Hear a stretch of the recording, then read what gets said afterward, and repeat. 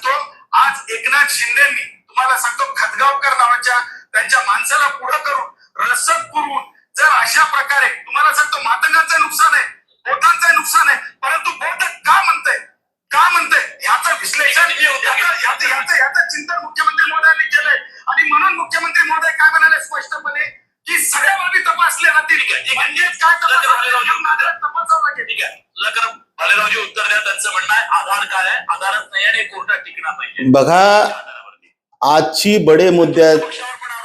आजचा बडे मुद्द्याचा विषय बडे गुणवंत सदावर्ते साहेब, जरा गुणवंत सदावर्ते साहेब, मी तुमचं कौतुक करतो, जरा शांत बसा. गुणवंत सदावर्ते, विषय काय आहे? सामाजिक विषय आहे. तुम्ही ज्या मराठवाड्यातून येतात त्याच मराठवाड्यातून येतो. कायद्याचे तज्ज्ञ आहात आपण. भाषा राजकीय करू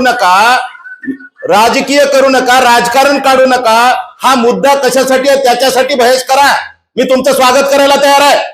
उगा डायव्हर्शन देऊ नका कशासाठी तरी.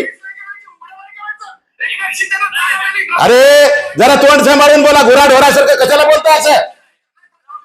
अरे गुराढोराचा सुद्धा माणूस असा बोलणार नाही. काय बोलताय गुणवंत सदावर्ते? डॉक्टर बाबासाहेबांचे जर अन्वय असाल, पायक असाल, तर ही भाषा तुमची आहे का? माननीय एकनाथजी शिंदे साहेब एक दिवस महाराष्ट्राचे एकेकाळी मुख्यमंत्री होते, आज संवैधानिक पदावरती उपमुख्यमंत्री आहेत. भाषा समजून करा ना. अरे ऍडव्होकेट विवेक चव्हाणांनी चांगला प्रश्न उपस्थित केला की ज्या अनुसूचित जाती आणि जमातीसाठी आरक्षणाचा मुद्दा का बाबासाहेबांनी समोर आणला, आरक्षण का लागू केलं, तर अस्पृश्यता ही व्यवस्था दूर करण्यासाठी मुख्यत्वे घटनेमध्ये अनुसूचित जाती आणि जमातीचा हा कायदा तयार झाला. आणि काही वेळासारखं बोलताय गुराढोरासारखं. असले कायदे तज्ज्ञ आहात का तुम्ही? कोण म्हणतो तुमच्या दुश्मन आहेत का एकनाथ शिंदे साहेब? अरे गुरेढोरं सांभाळणारे तरी नीट बोलेल. ही भाषा आहे का तुमची असली बोलायची?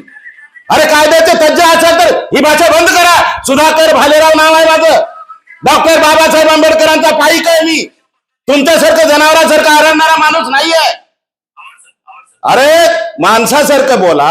आम्ही तुमचं कौतुक करतोय. बाबासाहेबांनी तथागत गौतम बुद्धाचा मानवतेचा संदेश, मानवतेचा विचार स्वीकारलेला आहे. धम्माची दीक्षा घेतलेली आहे. प्रज्ञाशील करुणेचा विचार करा आणि म्हणून नंतर बघा काय तुमच्या बापाचं वाटोळे केलं एकनाथ शिंदे साहेबांना, काय वाटोळे केलंय माननीय देवेंद्र फडणवीसानं. अरे तुम्ही राजकारण करताय भारतीय जनता पार्टी सोबत, शिवसेनेसोबत. एकीकडे तुम्हाला वास येतो तुमच्या विचाराचा. आज तुम्ही कशासाठी भांडताय? उपवर्गीकरणासाठी भांडत नाही, तर तुमच्या विचारामध्ये धर्माचा वास येतो, धर्माचा. अरे होय, आम्ही आज उपेक्षित हिंदू दलित आहोत.